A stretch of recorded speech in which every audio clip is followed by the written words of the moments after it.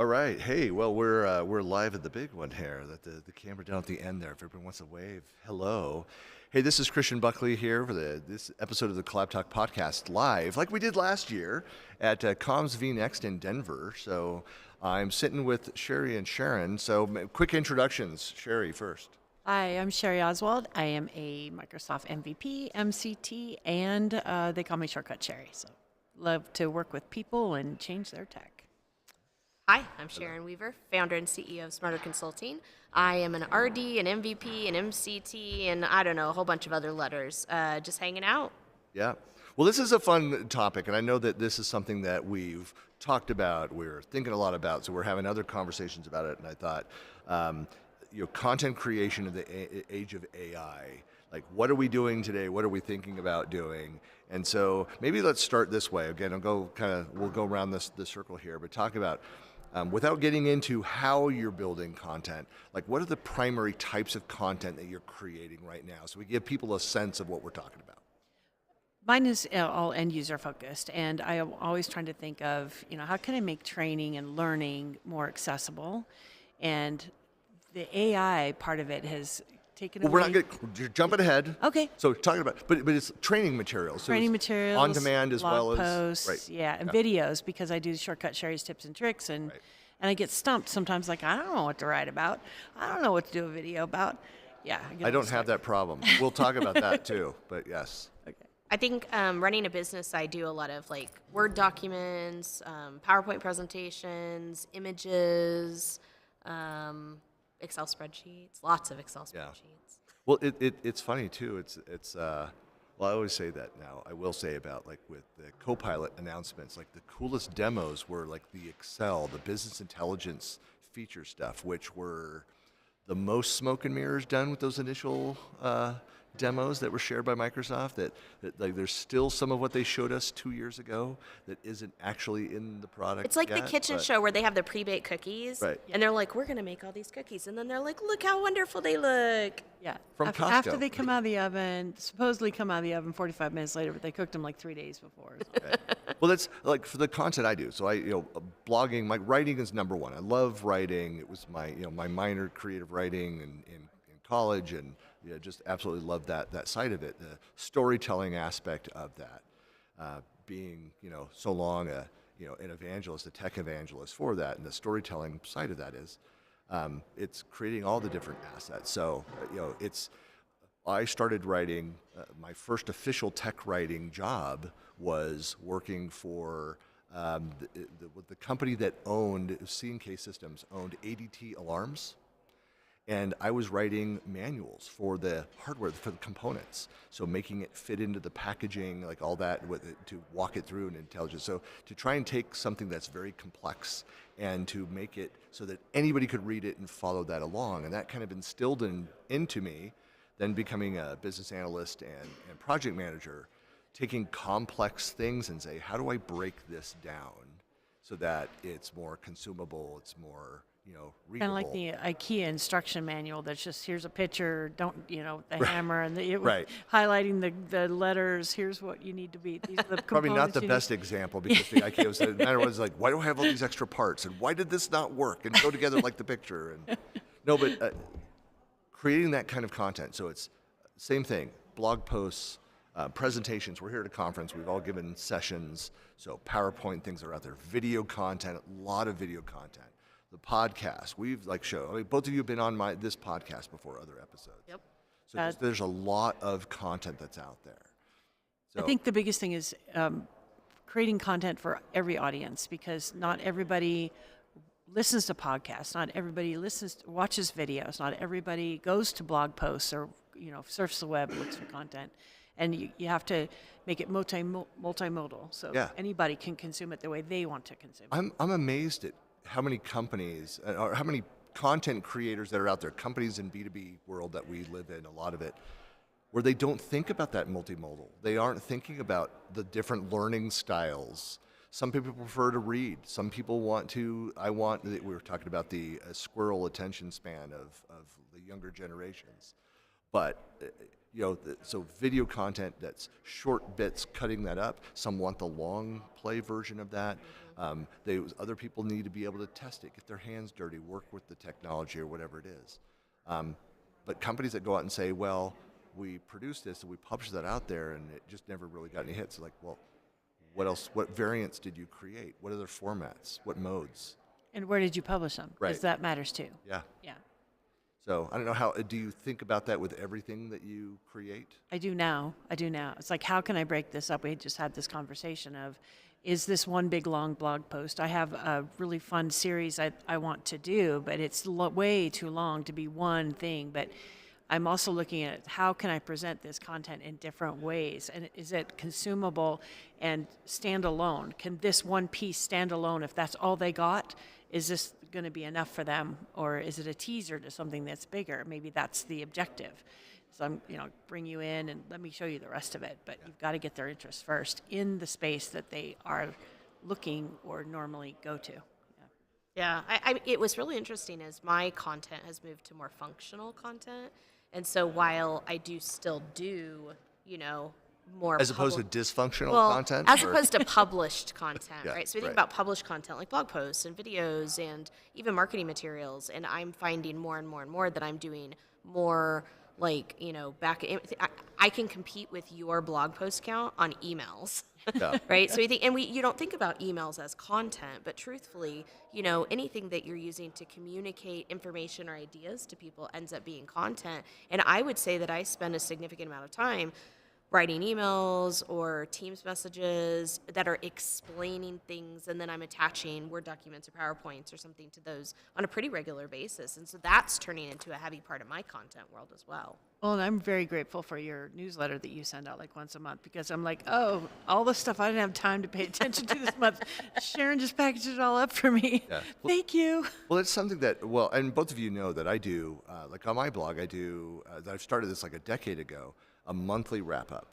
And I try to, have fun with it and take like at this conference, it'll likely be on the front page, or some group shot or something that I'll put as the monthly Selfie wrap king. up.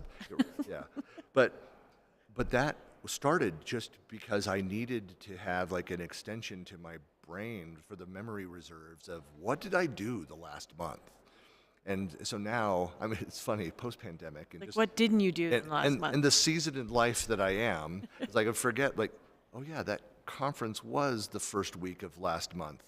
It seems like it was last year. No, that was 4 weeks ago. So it's great to have that for my recall of, I go through catalog everything that I did, every article, every video, every podcast, every interview, whatever those things are, compile it all. It's not a, hey, ring my own bell, come look at me. It's not what it's for. It's Totally. lack of sleep. Totally. Is what it is. Yeah. Come look at me. No, but it really is just so I have that archive of what did I go, what did I do there, and so then it's been helpful when people go and say, like, if I think about a different channel, different place where that content could or should be, like, what do I have? Like, all right, well, hey, there's the blog post. Yeah. I also did a video for it. I forgot I did that, and it's You have an entire inventory Right. of content and you know what you've got where. right. And that's timely because we've all gone through that where we've had to peruse everything that we've done in the last year and make it concise and submit it recently. Right. And I struggled with that. And then after I submit, I'm like, oh, yeah, I did that podcast with Christian. And, so having that, some kind of roll up is important, I think. Well, so I'm interested to know. I mean, with all of the AI stuff that's out there, like what stood out to you about on this topic of content creation, like whether you're using it or not, like what are the things which have are changing the way that you're thinking about or currently creating content? I'm always excited about new tech, but I'm always a little leery, and I'm a control freak. So I had a self-parking car for 3.5 years. That thing never parked itself because I'm a control freak. But what I have found, just like with Teams, I didn't really jump in the pool because I was really, really, really, really good at Outlook. And don't make me go to somewhere else to do this. But now I get it. And that's how I'm starting to give the AI. I'm not so afraid of Skynet anymore being live. I'm like, all right, I it saved my embraced- bacon a few weeks ago. I Copilot did. embraced Teams instantly. I got it. It fit. It Same. was, yeah.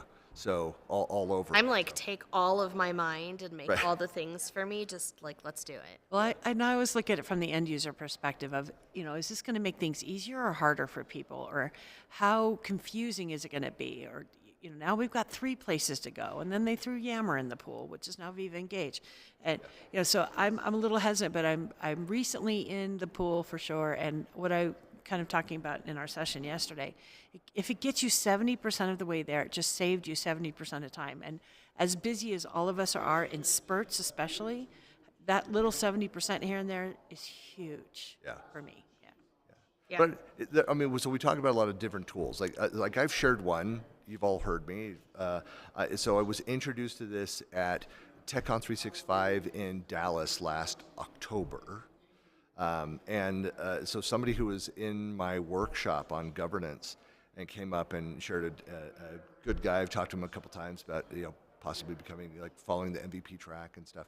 We were talking about this product called TurboLearn.ai. So here's one. This is an example. Point people to. Developed by 2 university students. There's got to be a better way for note taking. And I know that there's other tools that are out there. And technically, I guess you could use Copilot and just record. But what it does out of the box is, so if you're in a session, be aware if you're trying to take notes, if it's an NDA thing or if it's paid content, if it's not open to the public out there, you shouldn't be recording that technically. But you can sit there and record it through the phone, and it does a full transcript of that discussion. That's one output.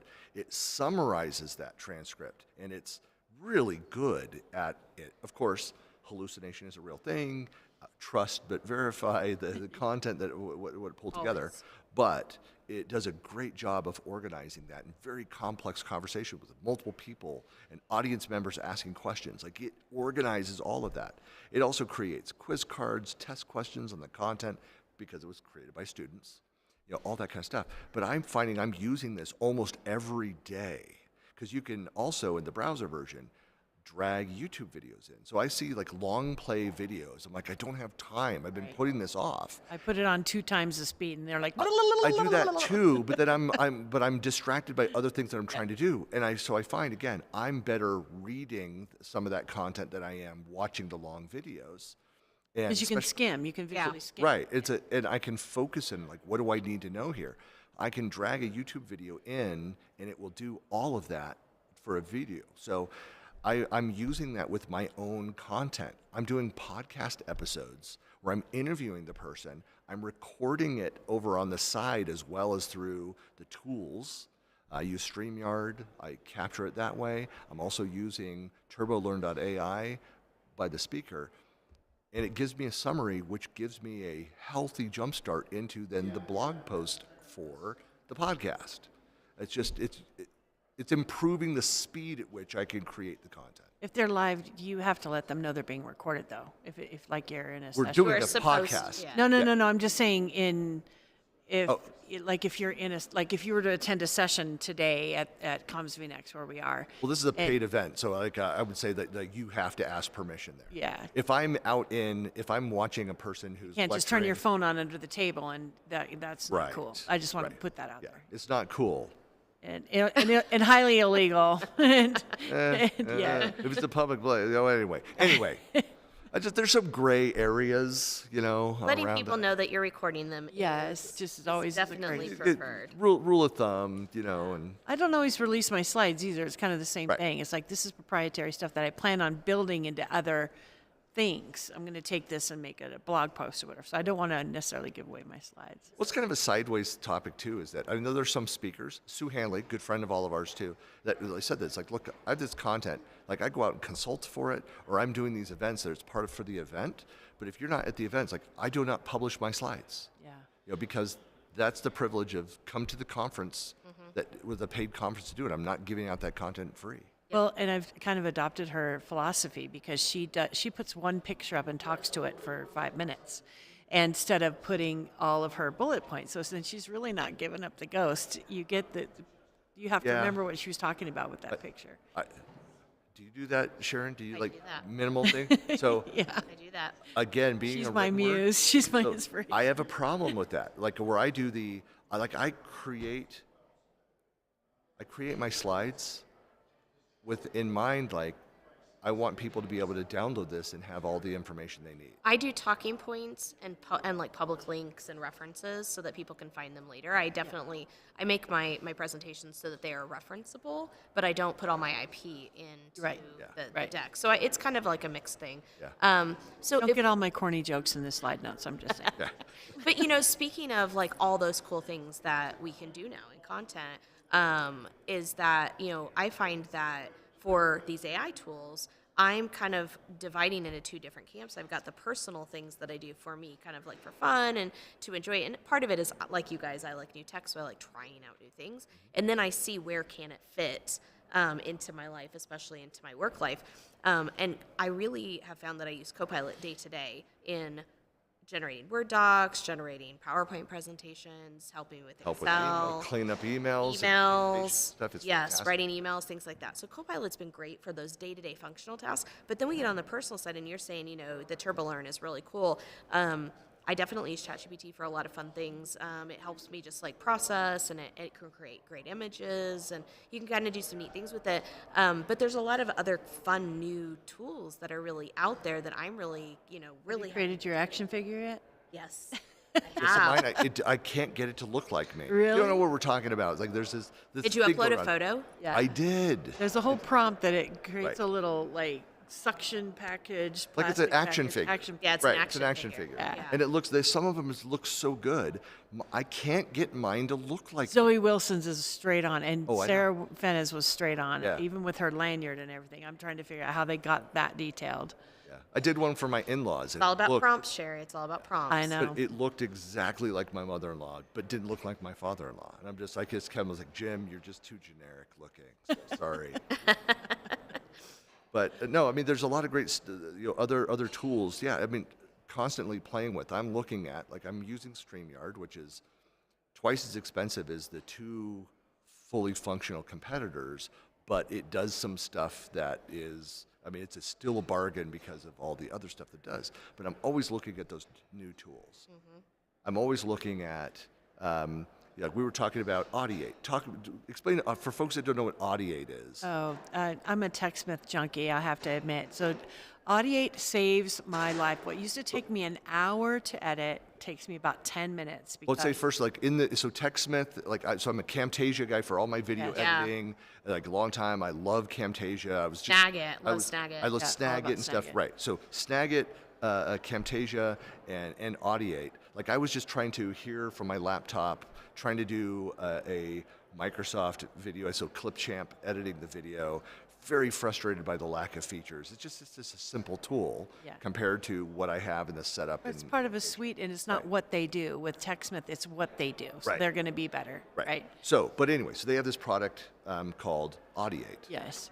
So Audiate, it goes through your video and it does text transcription of that, and you actually edit the video. So in my old process, I'd have to listen. It's like, oh, I messed up, and go back and delete, and then list. Oh no, I messed up again. Blah blah blah. So you're constantly going back and forth in the video, listening to it over and over and over again. It would take me over an hour to do maybe a 3 to 5 minute video as an end product, and Sherry, using why text. don't you just do it right the first time and not mess up? I know, because I'm so perfect, and it depends on how much coffee I've had or how long I've already been talking.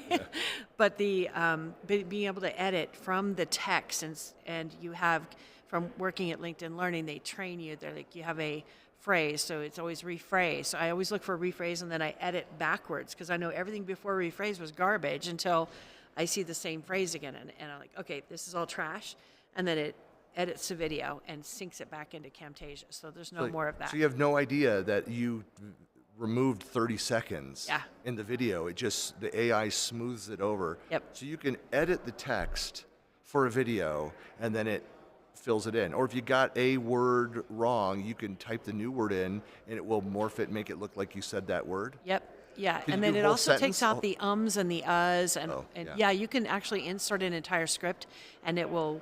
The voice is a little weird because it's not your voice. It's but if like you've noticed that if you ever watch a TV like Survivor, there'll be one little dub over, and you're like, that was not live. You know that wasn't live, but yeah, There was an expletive there. I know. I know. That's usually what that is. that's with all the little special characters overriding that.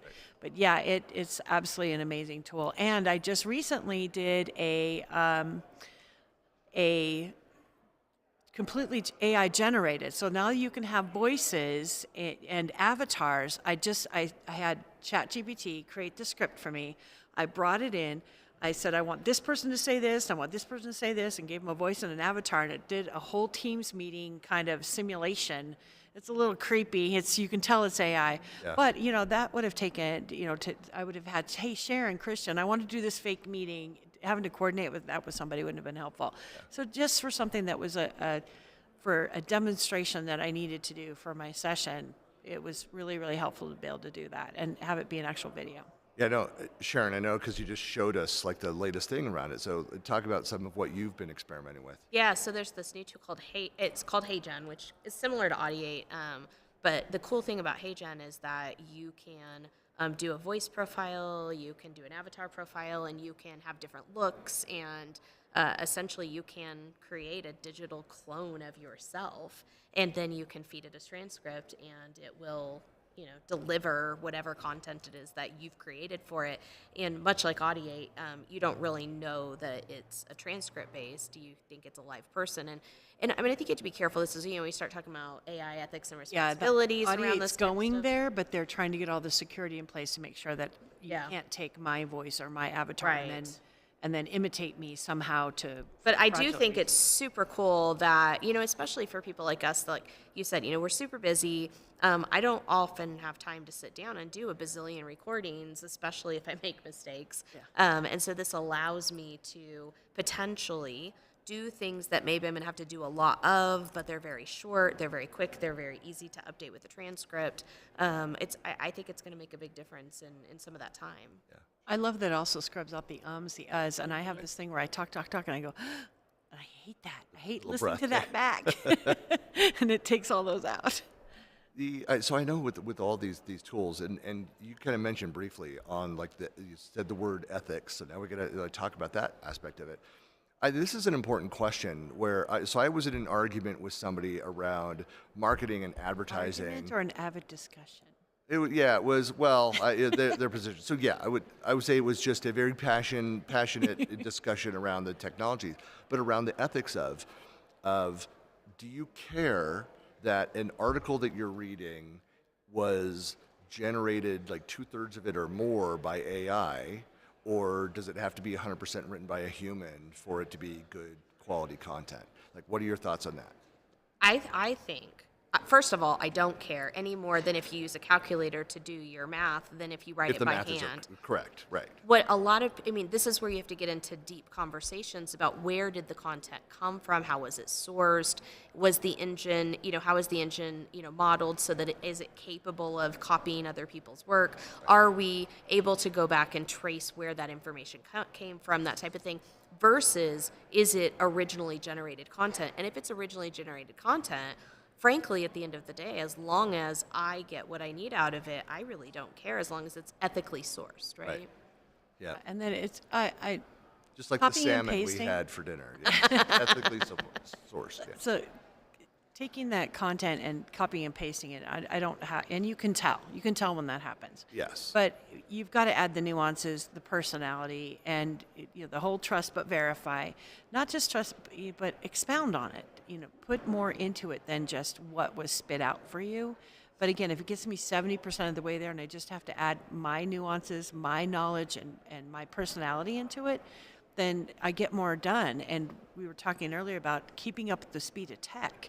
As fast as tech is getting out there and changing, trying to keep up with it is almost impossible. And people are like, why don't you train this? Why don't you train that? I'm like, I don't have time to learn all that. I can't even keep up with the stuff that I do care about. Well, one of the things and this kind of answers it, what my thoughts on the content I'm creating and the ethical usage of that content. Because again, what's it trained on? What's it pulling from?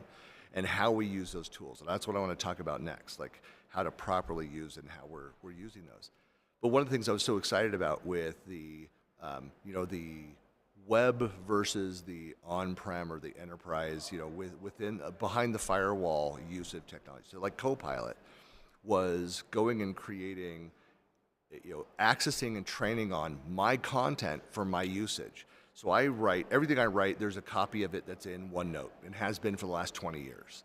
And so I've got backups upon backups of that stuff. So I OneNote have for that the history. win. And of course, and there's my blog itself. So I was actually going to build an agent that is trained on my OneNote data and my blog posts. So what's public out there and all of my private writings. So then when I ask it questions, it's coming from my body of knowledge.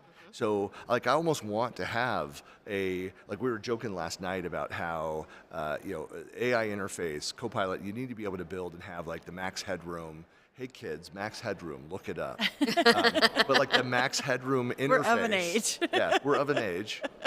Max headroom, interface for it that you can talk to. I almost want that with me. I want a little Android version of me, so I can have me answering back when I'm asking questions on my own knowledge. But then You're not just a sticker Agent anymore. Christian. But that's one. Now he's an interactive agent. Exactly. That's right. It's going to cost you, but yeah. No, but that's one. Yeah, there's a price on that for that. We're looking at how do you monetize that. Copilot. That's right. But being able to go when I write an article on something, one of the first places that I always look is I go do a search within my own content. Have I written about this? What have I said about it? Has I taken notes on this before? And I will go capture that. And I'll often, and it sounds really pretentious, but I'll look at it and be I'll find something that I, in a blog post that I forgot about that I wrote 5 years ago on this topic, or I'm that's really good. I did that. I completely forgot about that thing, whatever. Wow. But then I'll go and plagiarize from myself and pull stuff and reuse for that. And so part of what it's refreshing. Well, refreshing if it's your that own content. content. Right. Yeah. But so that's the thing is that Your own ethically sourced content. one of the mistakes that people make, and I advise clients on this, is that they don't do enough with the content they've already created. Yeah. And so you think about it, when I go and I do an ebook or a white paper for a client, I do a research-based project. It's original work around that. And I, as you know, I partnered with the Marriott Business School at Brigham Young University. I've got my Brigham Young Loves Teams t-shirt on today. He's doing a hang loose. So I partnered with the Marriott School and did a number of research projects for companies that wanted to have this in-depth, real research with all the sources, all this raw material that they could then, what very few of those clients did. I did the research with the research team, put together with the results, all the raw data, did a white paper that they put their brands and stuff on, and then they never did anything else with it. I'm you paid for all of this content. You didn't go write blog series off it. You had the original white paper. You could have written a dozen different other ebooks and white papers off of different insights from that. You did nothing with it. And I was I don't get it. But that's one way that I'm leveraging AI now, where I can put source material in there, look at all this content and say, what are different ideas for output? And it will generate, you could do this on this, you could do this. Blog posts, ebooks, video ideas for it. So it goes back to what I said at the beginning. People that come and say, I don't know what to go and write about. I don't know what to go and create about. It's that's the number one use case for leveraging AI is here's my expertise. This is what I want to do. Give me some ideas of things that I can go and do. And it produces this long list. And you say, give me 20 ideas for blog posts. I'm an expert in this or whatever. And you'll look through it and be no, ooh. You'll find stuff within that, more like this one. I want to go back through the AMAs because I'm this needs to be a blog post. This needs to be a blog post. This needs to be that's what I would love to do. So, there you go, Christian. You have unlimited potential. That was the purpose of it. I run these AMA sessions. So ask me anything. It's Microsoft 365 AMA. So M365 AMA. You can find Hashtag. It's a hashtag. Yeah, it's a hashtag. It's out there. Soon to be a website with all this. We've answered over 500 questions, and so there's a group, and Sherry and Sharon have both participated in these. So a lot of them that are out there. Little disclaimer: there's a little banter that goes on too. It's not all just information. No, and we talk about it. A lot of people, it's like, well, you didn't walk through the solution. It's like, no, we answered the question that was, there are community questions that we answer. I look at, like, what I was trying to do was create an opportunity to bring experts together to answer these questions from different perspectives, and we do that. Yeah. There Most are- of Maybe the it time- takes 2 minutes. Most of the time we most answer of the time them. together. Yeah. Or we say it depends. Right. And so we say, like, why, like, what's the background? Why are they asking this question? What are the different reasons why they might be experiencing this technical issue? We don't then walk through the technical issue. We almost always answer the question, like, right, no, this is why this isn't working, you need to go do this. But we don't do a walkthrough. My vision for this was that then the people that participated in that discussion, one of them would go and then write the blog post that walks through step by step how to do that. We do provide links. If they're part of it, available. if Yeah, they're if we available find for them. things that are out there. Yeah. But Sometimes it's just Hal, and he's been around forever, and he pulls it out of the Hal archives in his Yeah, brain. I I don't know. know where he comes up with it, but he's I think- brilliant. I think I have a lot of notes where Christian said, "Hey Sharon, that'd make a great blog post." Yeah, And I I have think I a wrote lot it of down little somewhere. sticky notes somewhere do that say that say a lot. that. Yeah. but that's something that is again, you leveraging AI to go in and take your complex content and say, hey, what are the other ideas? So if you are stuck, if you're stuck, you should be able to get ideas for this to go and generate more content. Yeah, I definitely, I can honestly say that I use AI for helping me with ideas of things to do, catching me up on information, and refreshing my own content. So I'm doing a presentation this afternoon on where AI is headed, and I've given this presentation several times. So what's really fun is I had AI help me make the presentation. Every single time I deliver the presentation, I simply go in and ask AI, can you please update this to the most current piece of information based on what you know, and then I can then go through and refresh that same content. But it gives me, oh, hey, you should probably know this, and did you even know about this? And I'm like, oh, hey, I didn't know about that, but now I can talk about it. Yep. I want to go rewrite a bunch of stuff because I want to be the new crabby office lady. Do y'all remember the crabby office lady from the 90s? Oh, you got to go look her up because Okay. it's like I want to be because sarcasm is my first language always, and she takes a little spin on things with at that time it was Microsoft Office, and I want to be the new crabby office lady. Well, and I was just thinking too of like even with the AMAs for any of the content, if you're writing creating content for your company, is when customers ask questions about that. You say, hey, I wrote this long article. If somebody then asks a question or a technical question where I thought I explained it within that, you could even load up, train it on the article, whatever, post a question around it, and have it provided to answer based on your content. And then you might look at that and say, oh, you know what? I didn't fully explain this. I might expound on that. I've So- taken the transcripts from my video and audiate, ticketed it over to Copilot, and said summarize this and organize it, and then created a blog post that refers back to the video. Right. That's been really helpful too because it's my content. I was speaking, were my ideas, but I just don't want to take the time to take that video and convert it into a different format. Well, it's one of the things we were talking too about. I want to do more shorts and that kind of Yeah. stuff. And one of the things, and I've just like the time to go in and edit and find those nuggets and things. And sometimes I know exactly where it is because I'll take notes down during the conversation or something. But the time it takes to go and find those and create those, you could take the entire transcript and say, hey, where was there great conversation or in different themes, whatever. Find 10 examples where we make a nice less than 1 minute or less than 2 minute video short, and then find that and then search, and it makes editing easier to go find those opportunities. Well, even with Stream, when you bring it into Stream and then you have Copilot go summarize, it puts the timestamps in there, and you can kind of tell this was at 2:05, this was at 4:10 or something. You're like, that's about 2 minutes. That could be a snippet. Well, you just pointed out something that I use AI for is that so I've been trying to get better at YouTube and all the SEO around it. I really only started focusing on improving my YouTube, my channel, like in November last year. Yeah. I would just use it as a utility. It's just a place where my videos were hosted. Now I'm going through and building all this stuff out. So I will use AI to summarize, to create the timestamp of the major topics, of table of this, contents, yeah. all of that. So I use it heavily, all the SEO stuff, so hashtags and keywords that are relevant out of that.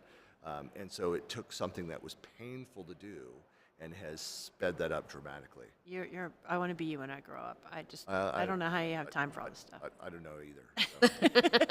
So. Except for the fact that you and I are usually up at 2:00 in the morning together sometimes. Are you awake? Who goes to bed before 2 a.m. and then gets Me, I go to bed before 2 a.m. Yeah, she's in bed for like 8:30. Yeah. Well, hey, I know this is an ongoing topic. There's a lot that we can go into, a lot of favorite tools and things. I'll have to build out kind of a link list. I'm planning on doing a I series bet you AI of blog can do that posts. for you. But I'm planning to do a blog series on the hardware, the technical aspects of the tools, software, and hardware that I'm using. So thinking about making even that like a weekly post that I do. But They want me to do travel tips. I have more people saying, you have so many travel tips. So you can do your tech tips, and I'll people do my love that kind of Tech and travel. Yep. Yeah. So lot of things, a lot of ideas. If you feel like you're stymied, you're stuck, and don't know what to create content about, Just go drop me a pilfer note. stuff off of Christian's blog. I was going to say, drop me a note. I can give you some suggestions of things how to get better at creating ideas, generating ideas. Yeah. So mine is not a shortage of ideas. That's not where I get stuck. It's the time to go and do a lot of the stuff. So what was the record? I know you and Tracy, Tracy did. So Tracy Vanderskiff, good friend from South Africa, fellow MVP. She did daily blog posts for 2 years. So my goal originally was 2 years and 1 week. So you I could just hold that over and nudge her. laud that over Tracy. Then she mentioned that she was going to start up again and try to go even longer. So I've now been officially, what's the date today? Is the April 16th? 17th? Yeah. 16th. 16th. 3 years, 7 months, 16 Happy birthday, days my brother's Just birthday. wow. that I've been daily blog posts, plus the work stuff, all the other stuff. So it's a lot. I know it's a lot. It is but, a lot. you know, You are a lot. But I have to say, I can't let them win. No, I'm a delicate flower. Come on. But anyway, thank He's you. a little competitive too, just a little bit. Just a little. Thank you both for being on the CollabTalk podcast. Thanks everybody for watching, listening in, and we'll see you again. We'll do this again next year at Yeah. vNext here in Denver. Same bat time, same bat station. See you later. Bye. Thanks.